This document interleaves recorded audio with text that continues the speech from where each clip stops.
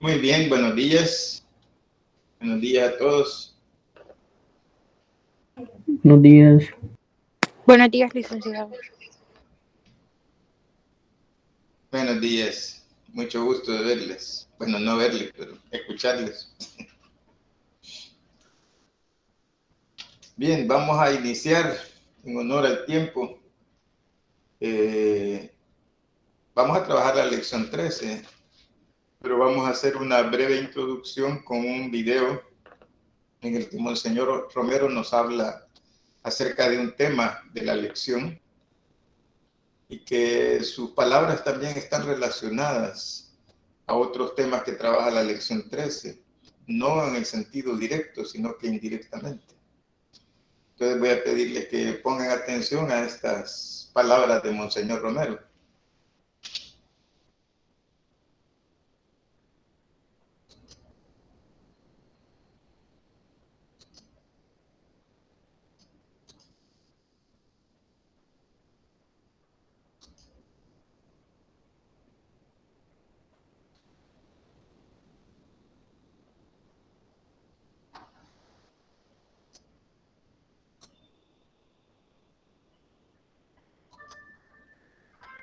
El concilio llegó a decir que la familia es la escuela del más rico humanismo.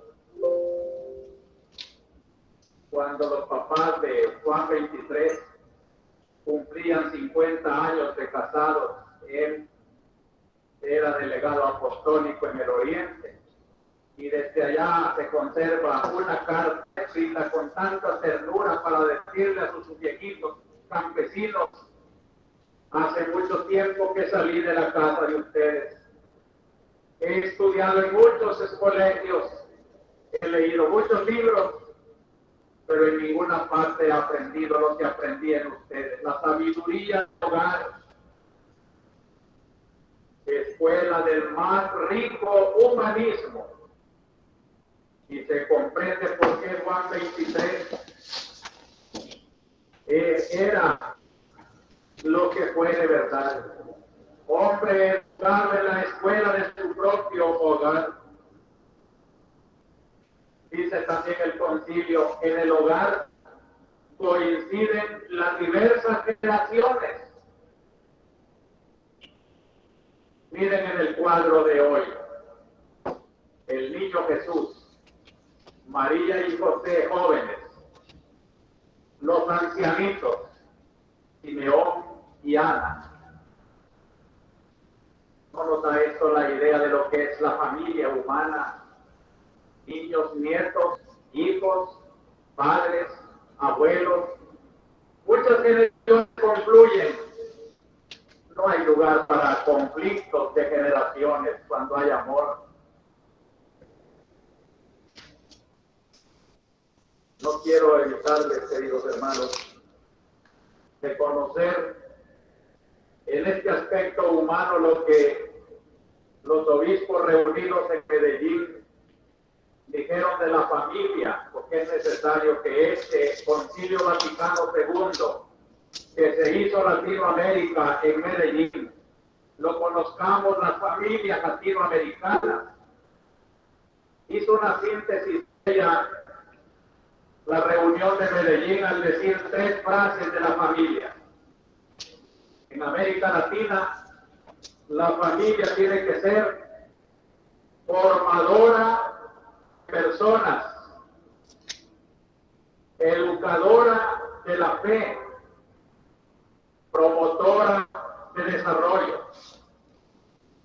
Me parece que está bien enfocado ese gran valor que es la familia entre nosotros. Formadora de personas. Estamos viendo el aspecto humano de la familia y lo primero que ve en un hombre es su persona.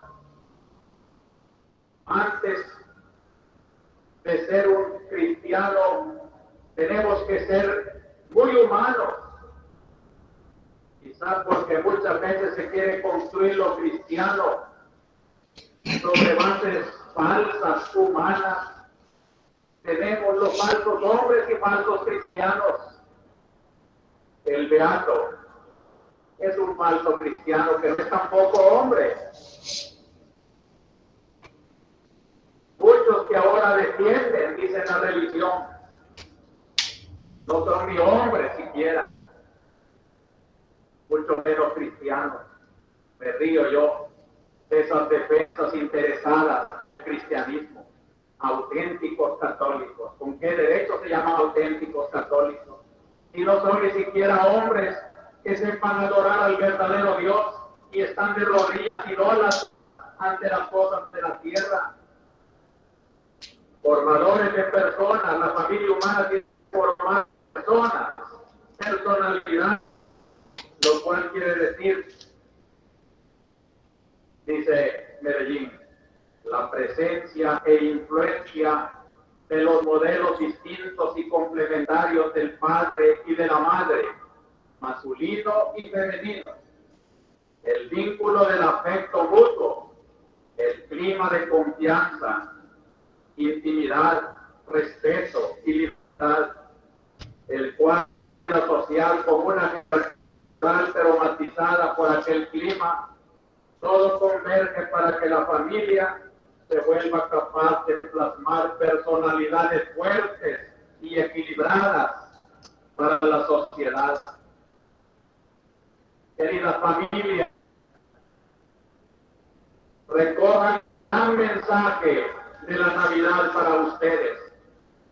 ¿Cómo quisiéramos padres de familia que fueran como José? ¿Cómo quisiéramos madres como María? ¿Y cómo quisiéramos hijos como Jesús? ¿Cómo quisiéramos tener las recias personalidades de José, de María y de Jesús?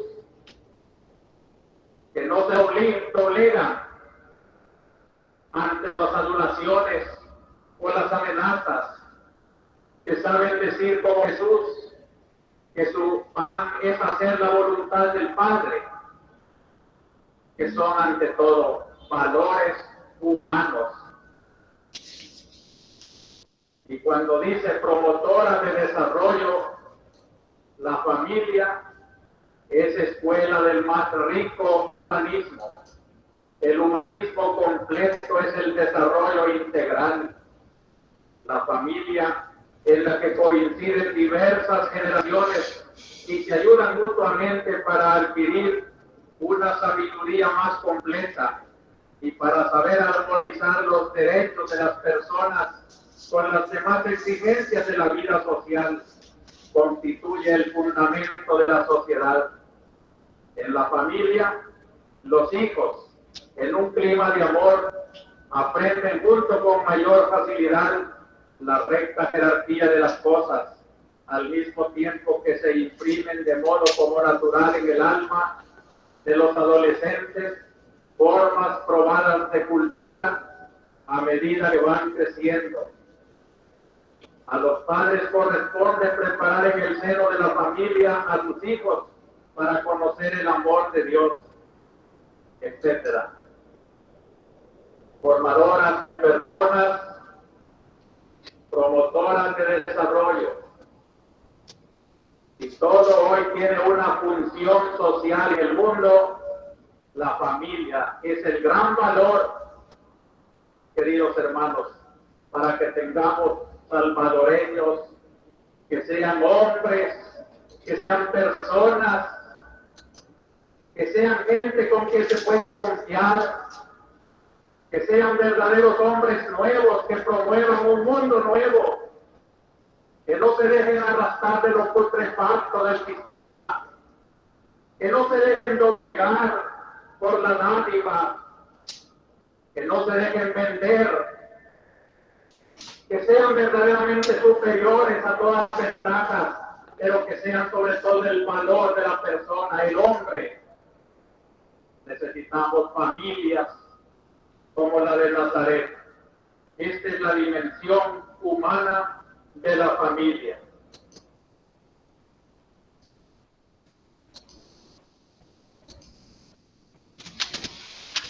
Bien, nuevamente buenos días a los que lograron ver el video en el que Monseñor habla acerca de la familia.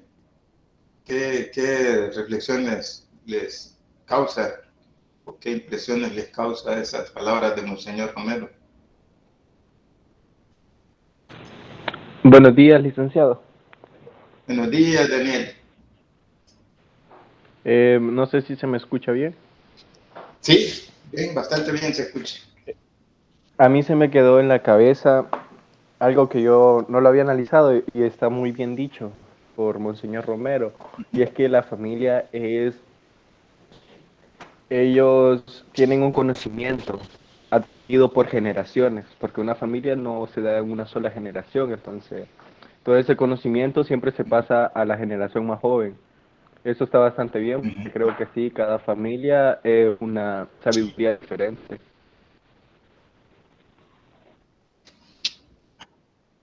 Así es, sí. Porque las experiencias son distintas, ¿verdad? ¿Verdad, Daniel? Esa es una parte que te llamó la atención, es lo que se Sí, refiere a la familia formadora. Sí, así es que exacto, acá... sí, las experiencias de la familia siempre son distintas a las de las otras personas, ¿verdad? Los papás pasan por diferentes circunstancias y, y exacto eso. Sí, sí. Muchas gracias, Daniel. Sí, eso es una... En las familias hay una sabiduría que en ocasiones es hasta ancestral, en el sentido de que el núcleo familiar actual, por decirlo así, logra rescatar y traer en la memoria muchísimas generaciones.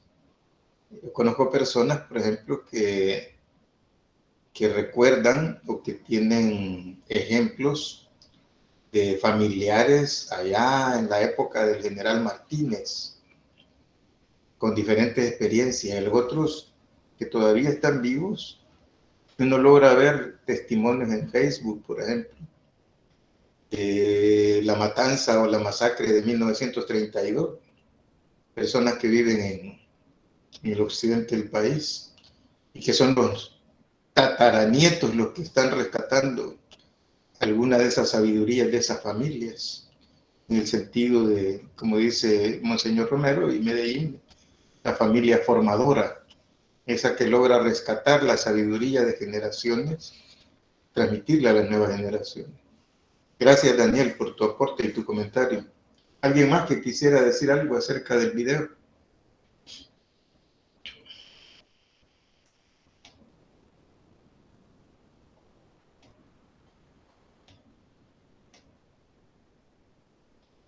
Nadie más. Bueno, el tema de la familia es un... Sí, Javier, diga. Bueno, en el video como podemos ver, Monseñor Romero como que resalta la importancia de la familia aquí en Latinoamérica, ya que, pues bueno, la familia es como lo principal, el núcleo principal para formar a los ciudadanos de una sociedad. Entonces desde ahí se debe empezar, digamos, a formar buenos hombres y mujeres para una mejor sociedad, un mejor país. Sí, correcto. Muchas gracias, Damián. O sea, en esto que menciona Damián de lo del video, en la lección 3 inicia la lección con el tema de la familia, por la importancia que tiene este tema en todas las connotaciones que después se van a trabajar en los otros temas, en los temas subsiguientes que vienen en la lección. El tema de la familia es muy importante, lo sabemos desde antes, probablemente, de llegar a estudiar esta lección. Ahora, ahí en la guía de lectura, en el numeral 2, decía que, ¿qué dice el primer párrafo de reflexión del documento de Medellín acerca de la familia? No sé si alguien logró leer ese párrafo, porque ahí en ese párrafo dice, la familia, está hablando de la familia latinoamericana, sufre de modo especialmente grave las consecuencias de los círculos viciosos del subdesarrollo, malas condiciones de vida y cultura bajo nivel de salubridad, bajo poder adquisitivo, transformaciones que no siempre se pueden captar adecuadamente. Eso dice Medellín en la lección 3. Y Monseñor Romero está trabajando, está en su homilía, está haciendo una reflexión de Medellín y está hablando de la familia. Y en ocasiones tendemos a idealizar la familia, pero este párrafo de Medellín también nos trae a cuenta las dificultades que tenemos en las familias. Tenemos familias disgregadas, por ejemplo, familias que se divorcian, padres que se divorcian, padres y madres que se divorcian por diferentes circunstancias, y que quienes sufren toda su vida son más los hijos y las hijas que han sufrido esa separación.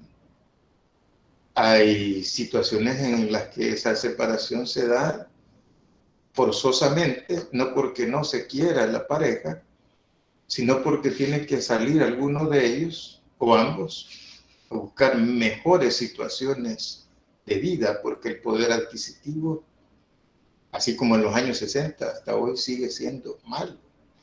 No es lo justo que necesita la familia. Pero hay muchísimas situaciones económicas y sociales que afectan a la familia.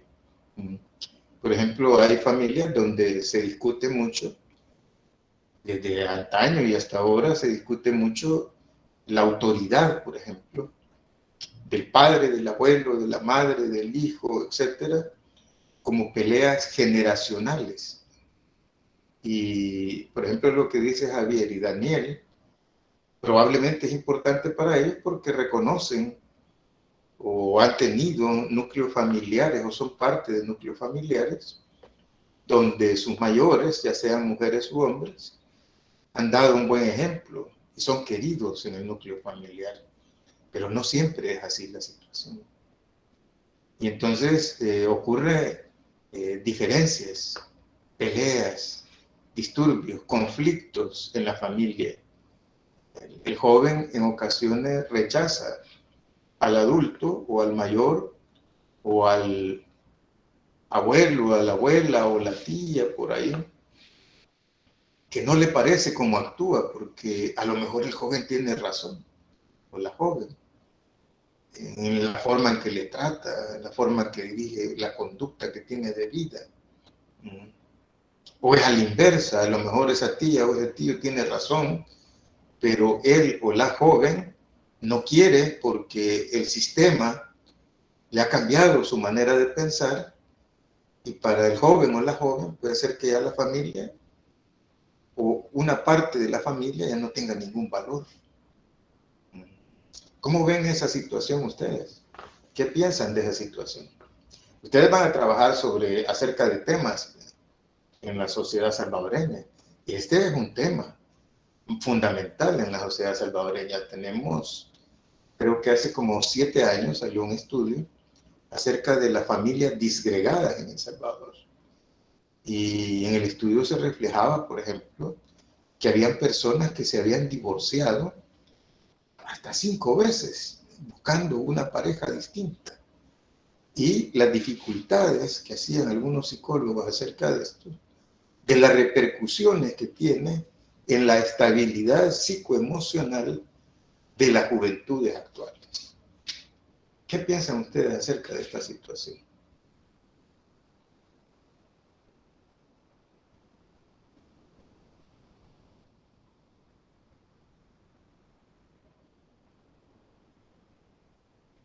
No tengan temor. Compartan lo que ustedes consideren oportuno compartir. Sus reflexiones, algo que les gustaría comentar. Buenos días a todos. Mi punto de vista acerca de lo que acaba de mencionar, licenciado, es que como dicen que la familia es la base fundamental de la sociedad. Sí. Entonces, sí, se han dado esos casos donde una persona ha estado de hogar en hogar, por decirlo así, como que formando familia y luego dejándolo porque no es lo que le parecía. Entonces sus hijos van a tomar eso como que un ejemplo. Entonces, y de ahí se van haciendo generaciones que creen que está bien el andar como que buscando y formalizando de esa manera tan, se podría decir, descarada, porque hay personas que ya lo hacen como que van agarrando costumbre y ya con nadie se van a sentir bien. Entonces eso crea una distorsión de la realidad en los hijos o en las personas que lo ven. Entonces eso creo que sería fatal. Es fatal. Muchas gracias, Dani. En realidad es fatal. Por ejemplo, voy a traer casos de la vida real actuales, los asesinatos que se dan, los feminicidios, como se les denomina hoy judicialmente. Los feminicidios están a la orden del día. Y en ocasiones esos feminicidios se dan por producto de una cultura machista, extremadamente machista, producto también de una mala interpretación del mensaje bíblico, producto también de las circunstancias económicas, pero producto también de la perspectiva psicosocial que la persona ha desarrollado, ha aprendido o ha desaprendido en su hogar. Ya sea el hombre que asesina o la mujer que también no ha tenido en su hogar una buena idea de lo que es ser un hombre dentro de un hogar. Entonces, por eso esta parte de Medellín y que Monseñor cita, la familia formadora de personas, es súper importante. ¿Qué habrá en esas mentes de personas que no logran una estabilidad emocional con parejas para formar familias? En algunos casos más grave que en otras. En algunos casos la separación contribuye a una mejoría tanto de las dos personas que se separan como de los hijos, porque a lo mejor la violencia familiar es demasiado extrema, o el alcoholismo, o las adicciones. Pero en otros casos no, se logra solucionar con tratamiento, con apoyo, con consejería pastoral, psicológica, solucionar ese tipo de problemas. Y si la familia es la base de la sociedad, y si en las familias tenemos tanta dificultad en este aspecto de formadoras de personas, entonces algo tenemos que hacer, ¿verdad? Las generaciones actuales, tanto las generaciones mayores como la mía, por ejemplo, en la educación de los hijos y los nietos, como en la formación de ustedes. Ustedes también ya son parte de esa formación. Han recibido, pero también van a dar. De hecho, probablemente algunos de ustedes ya sean tíos, tías, de algún sobrinito o sobrinita. Entonces, ahí ya empiezan a transmitir, a trasladar esa actitud de familia formadora o familia deformadora de personas. Porque se da. Hay muchas familias donde hay deformación de personas. Entonces, eso hay que tomarlo en cuenta, en consideración, cuando se hace el análisis de una realidad de la persona y de las personas. En nuestro caso, en la sociedad salvadoreña, para no irnos muy lejos, ya tenemos suficiente espacio aquí en el país para analizar esa problemática, por ejemplo. ¿Alguien más quisiera decir algo acerca de esto, de esta parte de la temática familiar? Por ejemplo, hay familias disgregadas obligadas por la migración. Yo conozco muchos padres que se ven obligados a irse del país para sostener a sus hijos en la universidad o en la escuela, en el bachillerato, porque no logran con lo que aquí perciben de honorarios. Sí, Javier.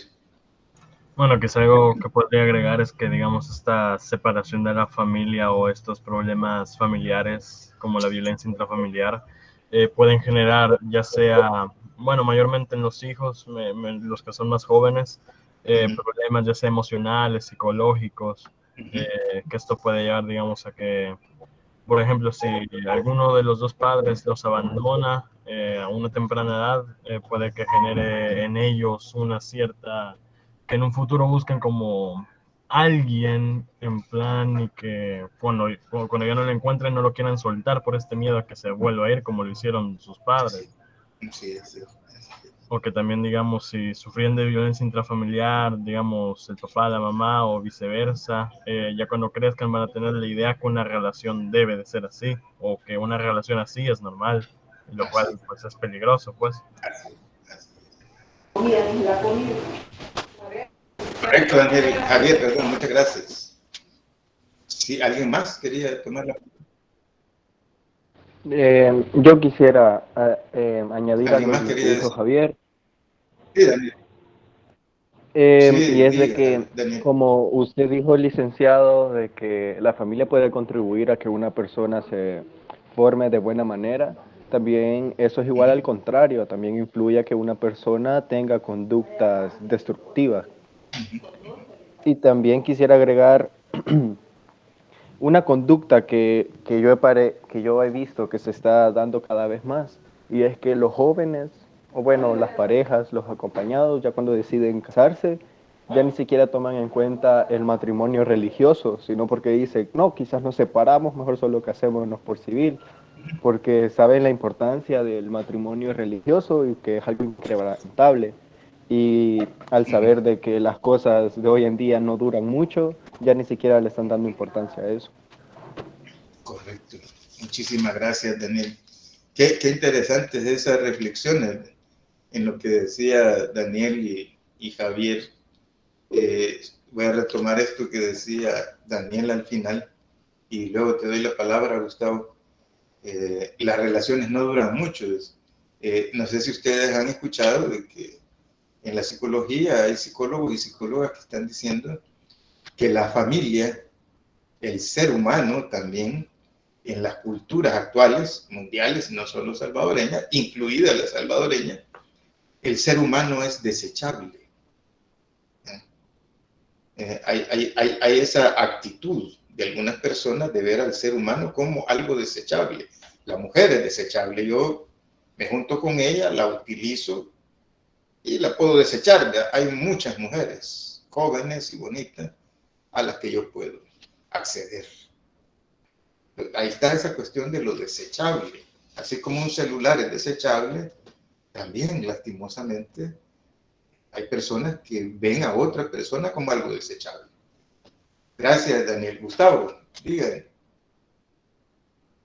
Buenos días, yo creería que no Sí, existe una planificación familiar, no se conocen lo suficiente y luego se separan y se convierte en una familia disfuncional con muchos problemas. Eso consideraría yo que no existe una planificación.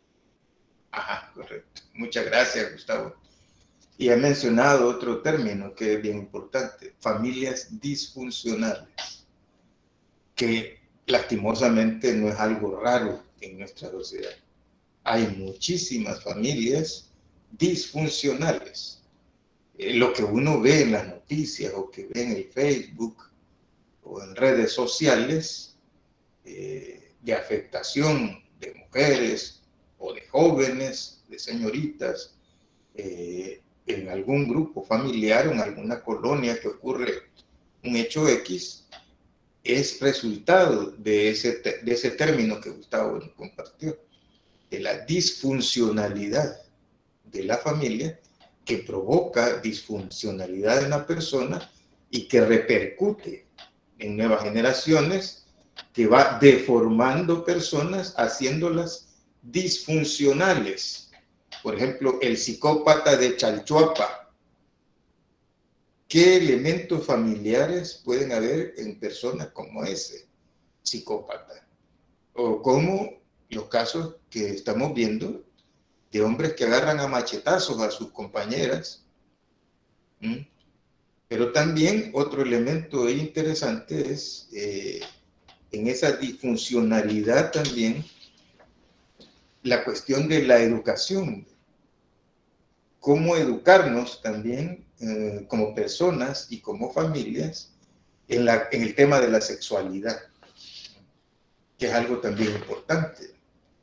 Y que a estas alturas de la vida de ustedes ya es algo que debería ser parte de su vida. Y que si no lo tuvieron en el seno familiar, por X o Y razón, hay que formarse, hay que educarse acerca de esa situación. Para poder ser personas que no funcionamos disfuncionalmente, sino que funcionamos como deberíamos de funcionar, como personas bien o correctamente formadas. Bien. ¿Alguien más quiere decir algo acerca de este tema? Lastimosamente no tenemos mucho tiempo, pero si hay alguien más que quiera expresar algo acerca de este tema. Tatiana. Bien, o sea, eso justo que usted menciona respecto a la sexualidad, yo siento que hay muchas, por lo mismo que se trae de tantos años atrás, como digamos que la sexualidad lo ven como un tabú. Yo siento que, bueno, sí, en algunas familias no lo hablan, siento que por lo menos es necesario dar como, digamos que lo más básico, pero donde siento que también se debería de implementar bastante es en las escuelas. O sea, supongo que obviamente todos los que están acá, tal vez en bachillerato, noveno, no sé, llegaron a darles alguna charla respecto a la sexualidad y todo eso. Pero siento que realmente debería de ser una charla no que se dé una vez al año al tiempo, sino que darle seguimiento. ¿Cuántas cosas no se podrían evitar? Tal vez embarazos no deseados, enfermedades o infecciones de transmisión sexual. O sea, yo la verdad considero que implementaran así la educación, pero bien, así en las escuelas y todo eso, sí sería súper bueno. Creo que se verían cambios positivos.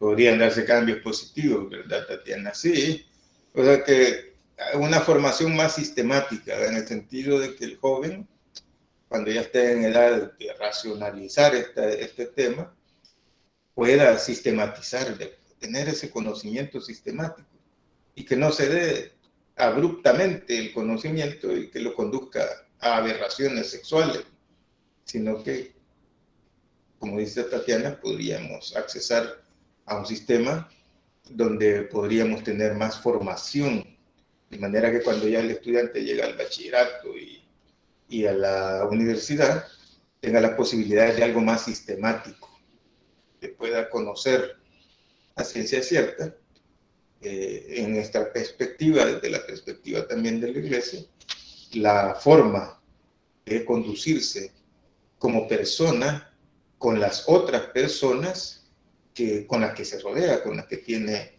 relaciones sociales. Muchas gracias, Tatiana. Bien, entonces, ese es un aspecto, imagínense. Ese es un aspecto que cuando ustedes trabajan las evaluaciones, por ejemplo, como la que vamos a tener, es importante que el estudiante no solo tome un tema porque, este tema se me hace bien fácil trabajarlo y con este voy a sacar buena nota, sino que el estudiante pueda seleccionar temas que también le pueden ayudar en su vida familiar, personal, social. Porque el conocimiento que tenemos solo en la cabeza y que no nos sirve para la práctica es un conocimiento inservible. Por eso en algunas ocasiones hay personas que dicen, ese es un gran cabezón, pero las patas las tiene cortas. ¿Por qué? Porque conocen muchas cosas, teóricamente es un sabio, teóricamente, pero la praxis niega su sabiduría. Entonces, por eso es importante que el estudiante en asignaturas como esta logre trabajar e interesarse por temas que le pueden servir en su vida personal, en su vida familiar. No solo por sacar una buena nota, que al final la buena nota te queda, ¿verdad? Pero la enseñanza es lo que más te va a perdurar en la vida. Lo otro va a ser como un recuerdo. Me saqué una buena nota, pasé esa asignatura con 10. Pero mi comportamiento ético no tiene nada que ver con ese 10. Entonces, de nada te sirvió pasar la asignatura con 10. Mejor la hubieras pasado con 5 o con 6, perdón, que es la nota más baja que tenemos aquí en la universidad. Mejor pasarla con 6, pero que ese 6 sea coherente con tu actitud de vida, porque si no, de nada te sirvió. Tenés una medalla que no te va a servir realmente en la vida. Ahora, si tenés ese 10 y sos coherente con lo que escribiste, con lo que dijiste, qué bien, porque entonces hay coherencia entre esa medalla de 10 y tu vida. Si no, es superfluo, es pasajero. Como dicen, entró por aquí y salió por el otro. Ustedes saben que en la historia de la familia humana tenemos psicópatas y asesinos que pasaron por las universidades y que fueron profesionales y que fueron buenísimos en los estudios, pero estaban deformados como personas. Entonces, ese aspecto ustedes, por favor, tómenlo en cuenta. Eso a mí me puede alegrar en el sentido de cómo va a ser el producto de ustedes ya en el futuro inmediato como profesionales, como formadores de familias y personas. Aunque yo indirectamente no tenga un beneficio de eso, pero va a beneficiar a la sociedad y les va a beneficiar a ustedes y a sus familias. De lo contrario, no. Van a ser un producto o un subproducto disfuncional.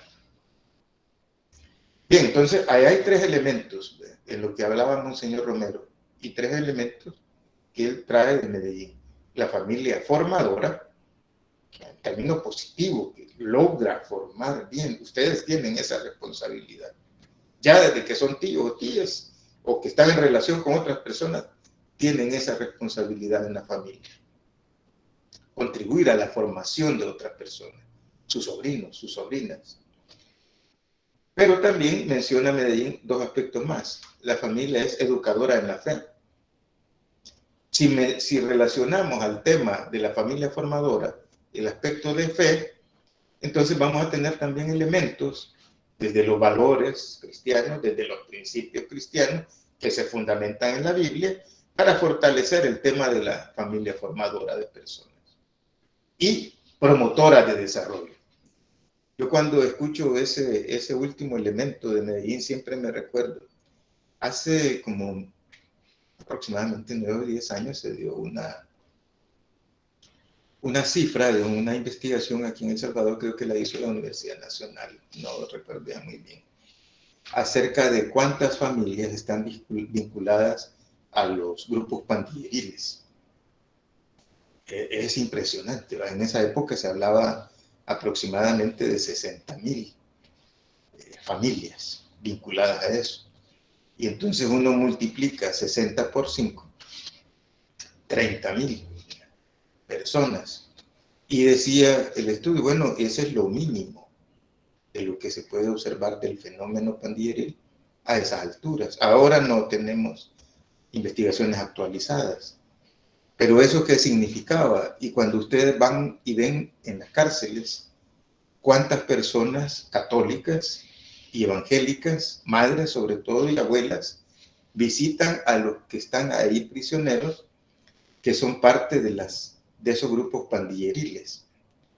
Ahí Monseñor Romero citaba una frase que decía él, los beatos, los falsos cristianos y los falsos católicos, decía él.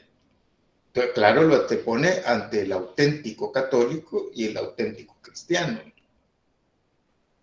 Imagínense la cuestión ahí en esas familias de esas personas que están presas porque realmente han quebrantado la ley, han cometido homicidio, perdón, u otros hechos delictivos graves, hasta algunos hasta matanzas de varias personas, y vienen de hogares supuestamente evangélicos y supuestamente católicos, pero probablemente la práctica del catolicismo o de lo evangélico no era coherente con el discurso. Por eso hay personas que repiten una frase que dice: el mejor sermón que vos podés dar en tu vida es tu práctica. Porque por mucho que hables bonito, tu práctica es la que va a ver las personas. Es lo que ven las personas. Y de la misma manera, tu práctica es la que vemos todos en la sociedad. Y tu familia. Bueno, pueden decir, puede haber dos situaciones. Esta persona está yendo a la universidad y se le nota el cambio, no solo de conocimiento racional, sino de conducta, de coherencia, probablemente hasta de fe cristiana. Une esos dos aspectos, pero también puede ver la otra situación. Esta persona está yendo a la universidad, es un joven inteligente, pero lastimosamente anda en malos pasos, dice la gente. Se conduce mal, engaña a los padres, engaña a la abuela, tiene una malísima relación con las personas, tiene mucho aquí en la cabeza, pero en su práctica diaria todo está fuera de lugar. Se dan esas dos situaciones. Bien, ¿alguien más podría decir algo de esto? Todo esto tiene repercusiones sociales.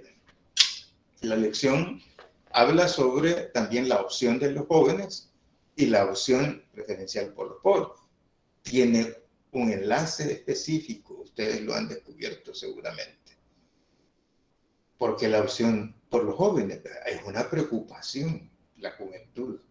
Desde la época de Medellín, la iglesia y varios sectores de la sociedad latinoamericana ven con mucha preocupación la situación de las juventudes, sobre todo en los países subdesarrollados, como seguimos siendo nosotros, y las dificultades que enfrentan ustedes, los jóvenes y las juventudes en El Salvador, porque hay jóvenes que están en situaciones mucho más difíciles y mucho más complicadas que los que están en la universidad. Por eso es una preocupación y una opción por la juventud en América Latina, porque hay elementos de lo que veíamos primero, psicológicos, de formación de la persona, etcétera, en nuestra sociedad, pero también a eso se suman elementos de marginación y de exclusión social y económica, que eso no sucede en países avanzados. Pueden tener problemas de disfunción en cuanto a lo psicológico.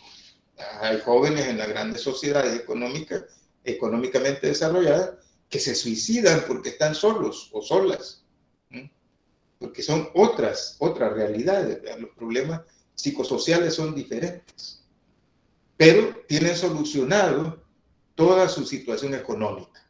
Por eso es que pueden ellos, antes de la pandemia, aún todavía ya lo comienzan a hacer algunos, a viajar por cualquier parte del mundo, porque sus posibilidades económicas son totalmente distintas a un joven latinoamericano aún universitario, que no tiene todas esas posibilidades. Bien, ¿alguien quiere decir algo, comentar algo acerca más de la lección 13? Es una lección abundantemente importante para dar las pistas. Yo quería ponerles un ejemplo de que cómo podrían, cuáles son los problemas en el país. Generalmente nos vamos aquí a la corrupción, que es lo político. Sí, todo eso es importante, pero nada de eso va a cambiar si el ser humano no cambia. Y ustedes tienen esa oportunidad de aportar al cambio del ser humano en ustedes mismos. Y cómo ustedes pueden ir transformando, volviéndose ustedes generadores de una nueva visión de ser humano. Bien, ¿alguien quisiera decir algo, comentar algo o preguntar algo?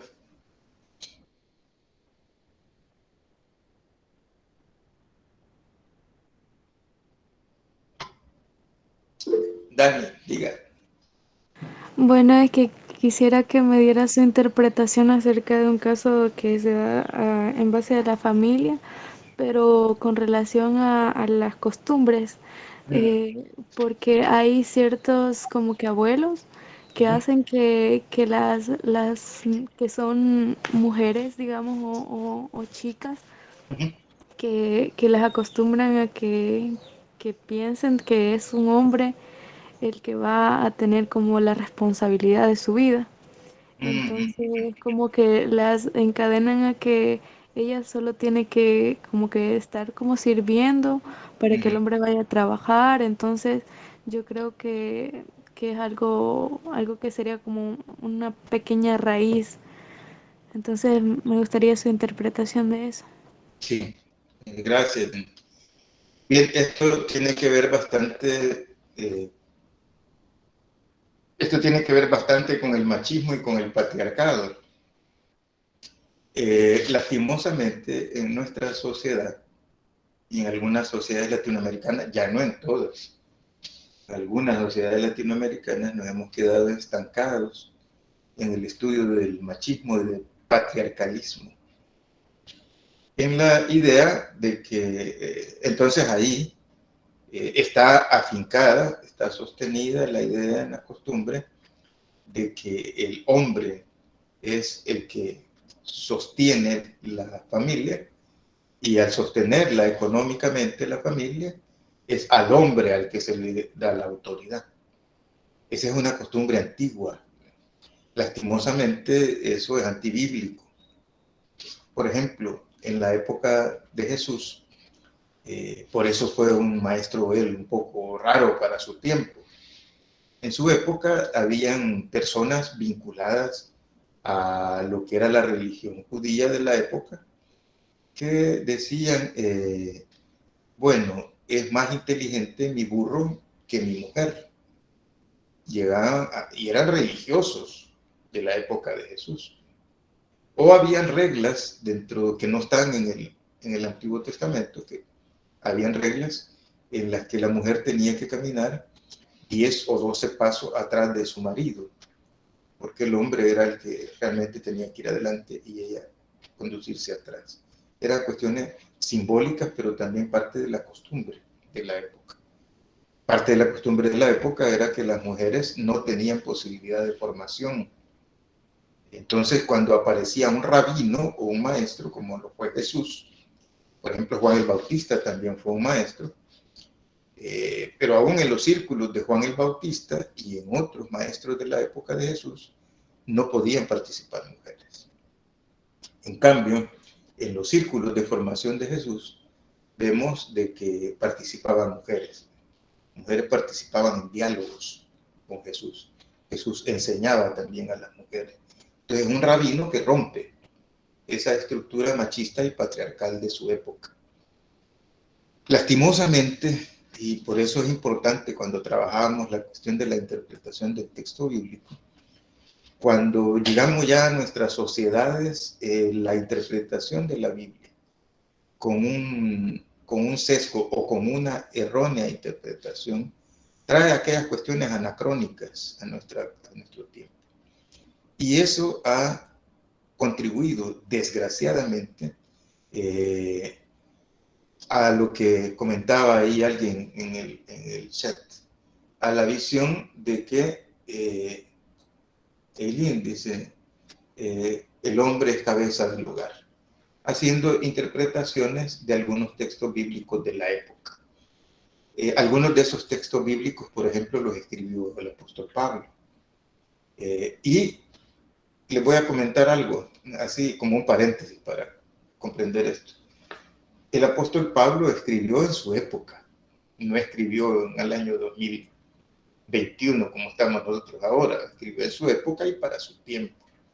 Y en su época y su tiempo las complicaciones eran graves. Y él escribe, por ejemplo, a los Corintios, donde menciona cosas como estas, que eran puertos. Ustedes saben que en los puertos marítimos se daba, y se da mucho todavía, la cuestión de la prostitución y el alcoholismo, drogas, etc. En aquella época no era tan distinto. Era bastante parecido. Entonces la predicación moral de Pablo estaba regularizada, orientada a esos contextos. Y entonces tenía que ser un poco fuerte en su forma de educar. Pero si nosotros tomamos anacrónicamente a Pablo, al apóstol San Pablo, y lo traemos y lo queremos aplicar mecánicamente, todo lo que él dijo a nuestra situación actual, entonces cometemos gravísimos errores. Fundamentamos aspectos que van contra la dignidad de la persona humana, principalmente en este caso de las mujeres. Entonces eso que usted dice, Dani, tiene relación con lo que dice Eileen. Lastimosamente, la errónea interpretación del texto bíblico y del costumbrismo. La costumbre tiene dos aspectos. Vean, por ejemplo, la costumbre de nuestros ancestros, en el sentido de alimentarse con plantas, con verduras, con frutas, por ejemplo, es un aspecto positivo, de respetar a los animales. Esos son aspectos positivos. Pero también en la costumbre de ellos existieron aspectos negativos. Por ejemplo, talar grandes bosques para poder extraer cal para pintar algunos templos. Entonces, la costumbre no siempre trae aspectos positivos. Hay que saber conocer y distinguir dentro de la costumbre los aspectos positivos y negativos. Y ahí la importancia que le da la lección próxima, la 14 y la 15, acerca de los procedimientos que hacía Monseñor Romero en la formación. Una de las cosas es hacer el análisis de la situación. Cuando usted analiza la situación y después la compara, es el método histórico crítico.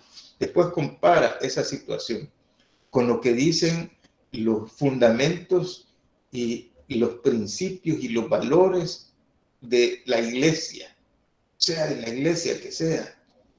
Entonces compárelos y va a ver si es correcto que esa tradición en la familia, de que sea el hombre el único, el que habla y el único al que hay que respetar porque es el proveedor de la casa, eso en ocasiones está en contra del respeto a los valores y los principios cristianos y bíblicos. ¿Por qué? Porque puede afectar la dignidad de la esposa o de la abuelita o de la nieta. Entonces, cuando eso tambalea, quiere decir que algo no está bien. Por eso es bueno hacer esa comparación. Entonces, usted va a ver que en la actualidad ya no solo es el hombre el proveedor de la casa, de los bienes económicos. La situación económica hace que la mujer también trabaje. Ustedes están estudiando para trabajar, me imagino yo. No están estudiando para que las mantenga un hombre X, sino que para ser también personas que aportan, que desarrollan racionalmente, espiritualmente, y que aportan para sí mismas, y que aportan para el hogar o para la relación de pareja, y posteriormente a un hogar. Y que el hombre, esperemos que también los hombres que están aquí, o con los que ustedes se relacionan como mujeres, también vayan siendo más desarrollados a la situación actual y que vayan comprendiendo, si no son cristianos, que comprendan que tienen que comparar su situación de vida o sus tradiciones o su visión del mundo con los principios humanos, con los derechos humanos, donde también está prioritario la dignidad de la persona, en este caso la dignidad de la novia, la dignidad de la esposa, la dignidad de la abuela, la dignidad de la mujer, que es parte importante de los hogares en la edad moderna.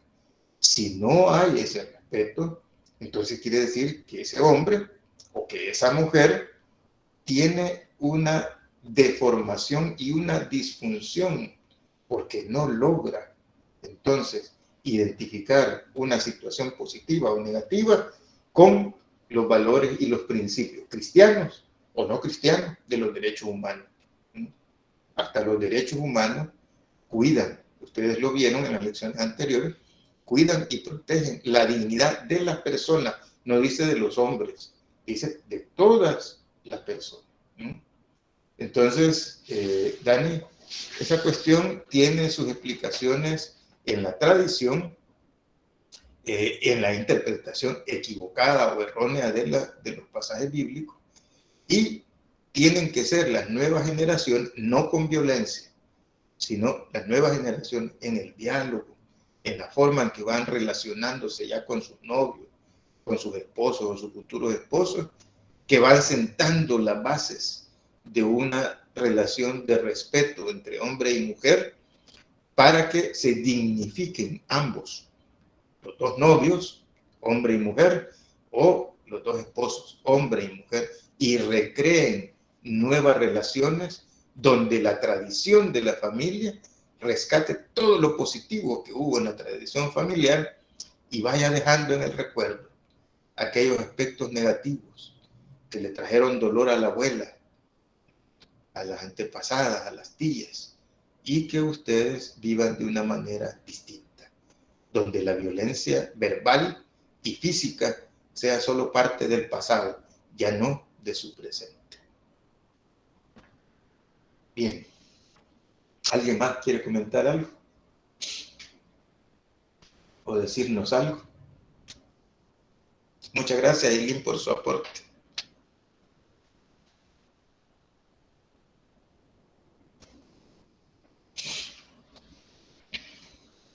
¿Alguien más quiere participar o comentar? Bien. Si alguien más quiere hacerlo, solamente voy a decir que ya tenemos solo 2 sesiones sincrónicas más, la del próximo viernes y el siguiente. Entonces, espero que ustedes reflexionen bien y que sus aportes en los trabajos sean muy buenos.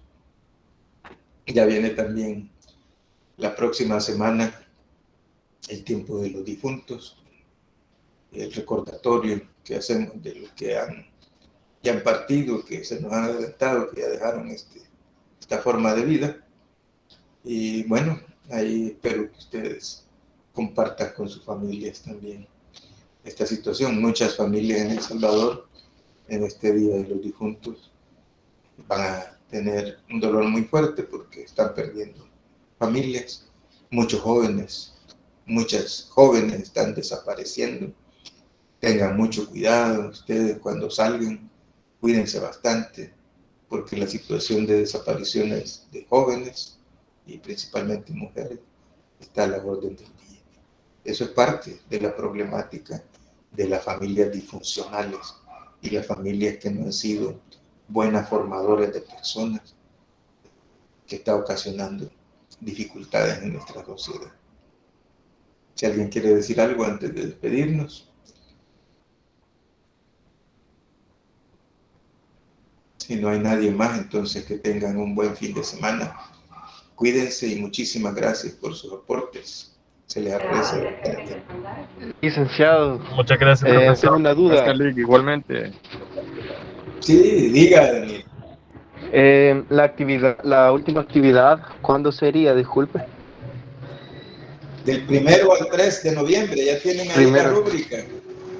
Ah, perfecto, muy amable. Hola, Ya está la licenciado. rúbrica en el aula. Buenos días. Buenos días, Karina. Mire, fíjese que yo tuve un inconveniente y hace poco me uní a la sesión. ¿Cree que podría guardar la clase de hoy para poder verla más tarde? Sí, claro, ahorita vamos a guardarlo, Karina. Vaya, muchas gracias. La semana pasada ya está en YouTube. Ah, sí, pero la semana pasada sí estuve. Hoy sí no me pude conectar. Se la voy a subir rápido para que la tengan ahí, para que les ayude también en la evaluación si es que la necesitan. Vaya, muchas gracias, licenciado. Pase feliz día. Muchas gracias, adiós. Daniel, tenga buen día, licenciado, nos vemos. Igualmente, muchas gracias, Daniel. Tenga buen día. Igualmente, muchas gracias, Emma. Cuídense. Gracias, Lick. Gracias a ustedes. Cuídense, se les quiere bastante.